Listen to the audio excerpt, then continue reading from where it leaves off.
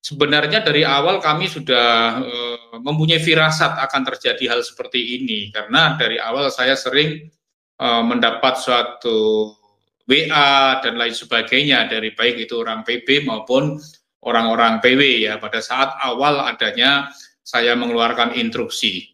Nah, kemudian setelah satu hari sebelum konferensi perjalanan saya pulang dari Cilacap, saya ditelepon oleh salah satu bendahara PB yang menanyakan, kalau manggil saya kan telepon apa telepon, halo ketua, apakah ketua mau maju lagi? Nah, saya jawab, Kiai Faisal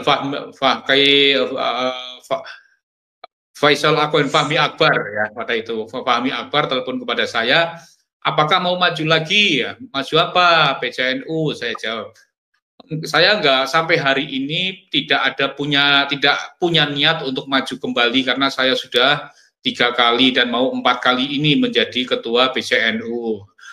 Tapi yang nggak tahu nanti kita tunggu rekomendasi dari para pengurus MWC karena yang punya hak suara adalah ketua MWC. Saya selaku kader NU apabila mendapatkan amanah perintah kapanpun dan sebagai apapun saya selalu siap dan tidak bisa menolak. Kalau ketua mau maju lagi besok menemui Kiai Miftah Fakih yang akan datang ke sana sama Gus Aun. Terus saya jawab iya, tapi saya menemui biasa paginya ketika pas hari H datang ke lokasi konferensi cabang, saya menemui beliau biasa menyambut sebagai tamu dari PB saya sambut, tapi saya tidak berbicara terkait telepon yang disampaikan oleh Kiai Fahmi Akbar tadi kepada saya.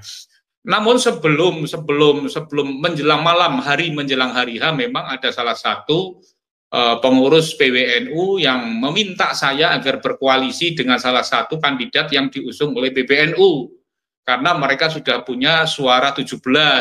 Jenengan sudah tidak punya suara, Mbok Yo bergabung saja loh. Saya kan juga nggak akan maju, belum tentu saya maju. Saya dari dulu sebagai ketua NU yang ketiga periode maupun keempat ini saya tidak pernah mencalonkan diri saya sebagai ketua. Makanya saya nggak mau untuk koalisi, wong saya tidak maju.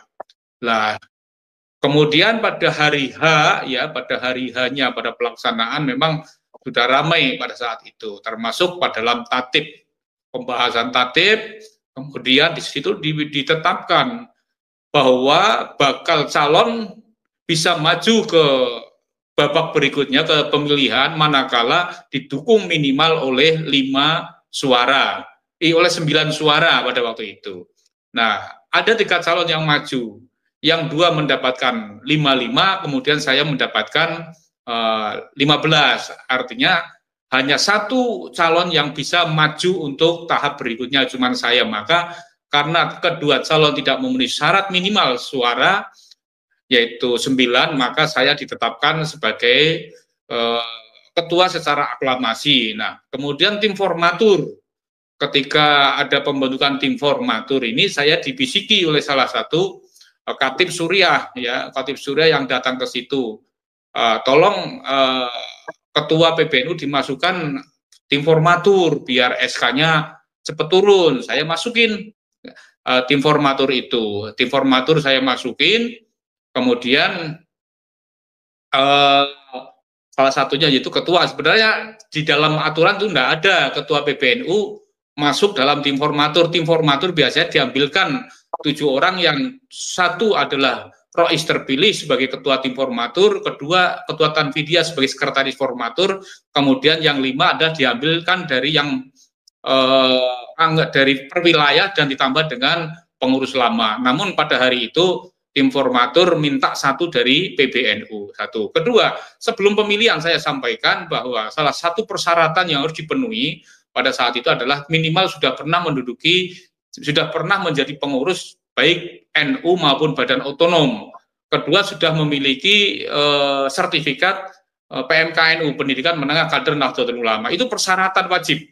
Calon ketua PCNU itu wajib memiliki persyaratan itu, dan tentunya saya juga dimintai persyaratan oleh pimpinan sidang, yaitu PBNU sendiri selaku pimpinan sidang. Saya serahkan persyaratan sudah memenuhi syarat. dan akhirnya pada proses pemilihan itu saya aklamasi menang, kemudian rapat tim formatur selesai, tidak ada masalah, saya suruh buat berita acara, sudah saya kirimkan. Kemudian 5 bulan nggak ada kabar, terus saya telepon, oh belum, masih di UKK untuk sedang diverifikasi. Kemudian di UKK verifikasi sudah ditandatangani oleh ketua umum sama sekjen, terus sudah ditandatangani lagi oleh Katib, tinggal Rois Am. Nah ini Rois Am kemarin siap untuk menandatangani, tapi PCNU Wonogiri harap melaksanakan pendidikan kader, pendidikan dasar kader Nahdlatul Ulama, PDPKPNU siap, saya laksanakan. Saya langsung penuhi apa yang diinginkan oleh salah satu ketua yang memimpin sidang di Kabupaten Wonogiri. Kemudian ketika dipenuhi, 1 minggu berikutnya juga nggak ada kabar. Saya telepon lagi. Gimana Kiai, ini kok belum ada kabar? Wah ini, Anda ada jenengan katanya kemarin waktu Jatman katanya mengepung Kongres Jatman di Donohudan. Yang bilang siapa Kiai? Ya ada. Batu yang bilang tuh nggak jelas, nggak cek orangnya. Wong saya itu Kongres Jatman justru saya telepon-teleponan dengan Kiai Fahmi Akbar.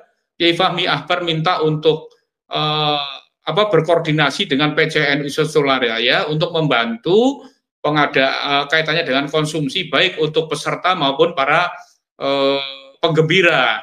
Saya koordinasikan dengan PCNU Solo Raya, kemudian Klaten juga membantu 2.000 kopi dan 2.000 mangkok bakso, kemudian saya bagi lainnya adalah nasi Solo Raya 7 itu. Saya kirim, saya bagi-bagi. Memang saya juga minta izin Laskar untuk membantu pelayanan di Donohudan. Saya sampaikan kayak gitu, saya nggak mengepung, saya membantu memberikan pelayanan kepada peserta dan penggembira yang datang ke Kongres.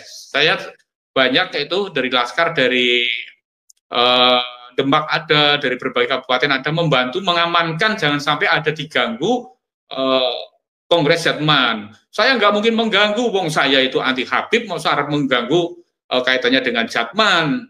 Kayak gitu. Saya pun ketika mengirim orang-orang PBI ke situ pasti izin dengan ketua panitia. Nah, ketika Laskar ini sedang jaga, kemudian saya ditelepon oleh Kiai Fahmi Akbar, Rois Am tidak berkenan, mohon ditarik mundur pasukannya. Saya tarik seperti itu. Jadi saya tidak mengepung, tapi justru saya membantu panitia dalam rangka untuk mensukseskan muktamar. Oh yaudah, kamu nanti tak sampaikan kepada Rois Surya, terus Rois Am, kemudian 1 minggu lagi berikutnya, terus saya diminta membuat surat pernyataan pengunduran diri dari PWI.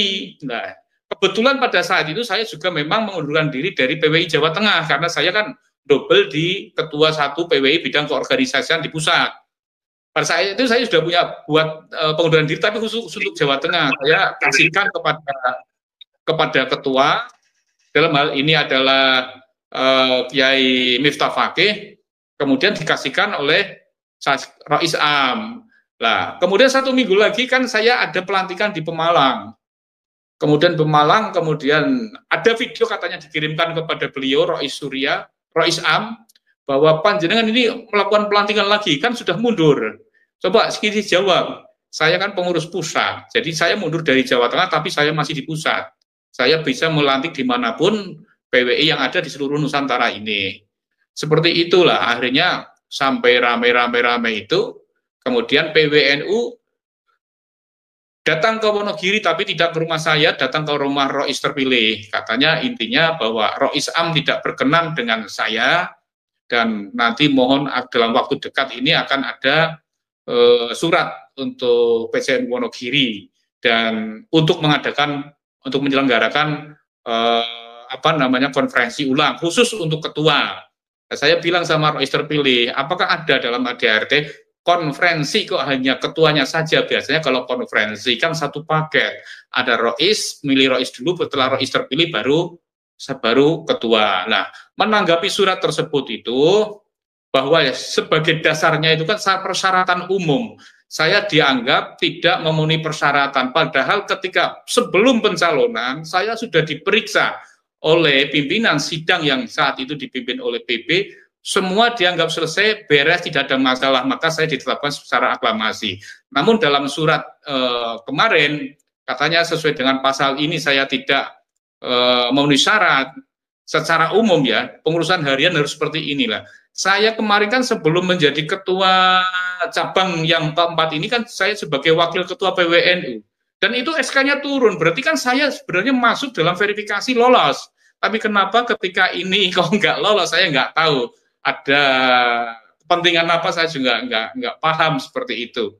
Seperti itu Mas Yusuf, intinya sekilas itu yang perlu saya sampaikan. Intinya persyaratan sebenarnya secara ADART Perkum tidak ada masalah. Yang jadi masalah kan kalau rangkap jabatan tidak boleh merangkap jabatan dengan pengurus harian partai politik, dengan organisasi lain yang berafiliasi dengan organisasi yang anti Pancasila, seperti itu. Dan syarat ketika mau maju adalah satu, sudah pernah menduduki atau menjabat kepengurusan di PCNU maupun Badan Otonom dan memiliki sertifikat PMKNU. Nah, kalau saya ini berarti dianggap tidak memenuhi syarat, berarti yang salah siapa? Banyak seperti itu. Wong yang mimpin itu juga pengurus PBNU sendiri, yang memverifikasi persyaratan pada saat pemilihan juga PBNU sendiri. Saya kira itu, Mas Yusuf, sementara dari saya.